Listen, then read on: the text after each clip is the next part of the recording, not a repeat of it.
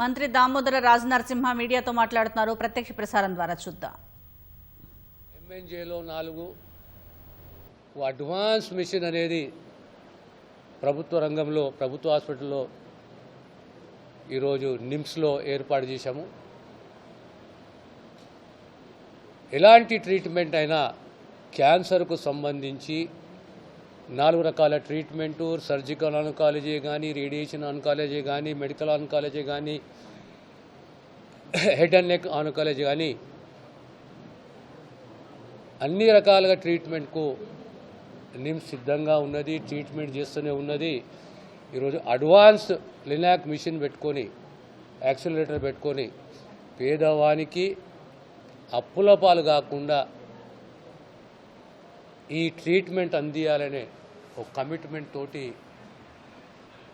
ఈ machine install చేయడం జరిగింది.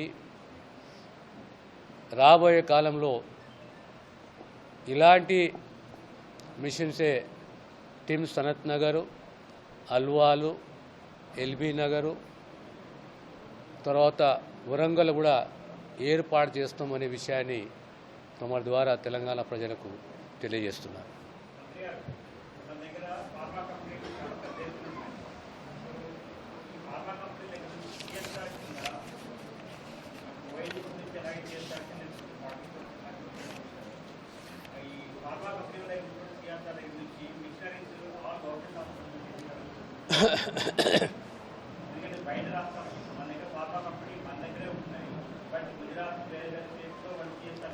ఈ మంచి ఆలోచన. సిఎస్ఆర్ ఫండ్ కింద అడ్వాన్స్ మెడికల్ ఎక్విప్మెంటే కానీ, రెఫరల్ హాస్పిటల్ ఎక్విప్మెంటే కానీ,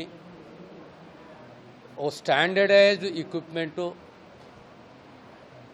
ఏర్పాటు చేయాలి. ఏర్పాటు చేస్తున్నాము.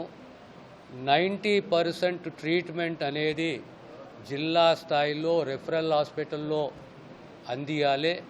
లాస్ట్ 10%, 5%, 10% ఆ సూపర్ స్పెషాలిటీ ట్రీట్మెంట్ అనేది మన రాజధానిలో అందియాలి.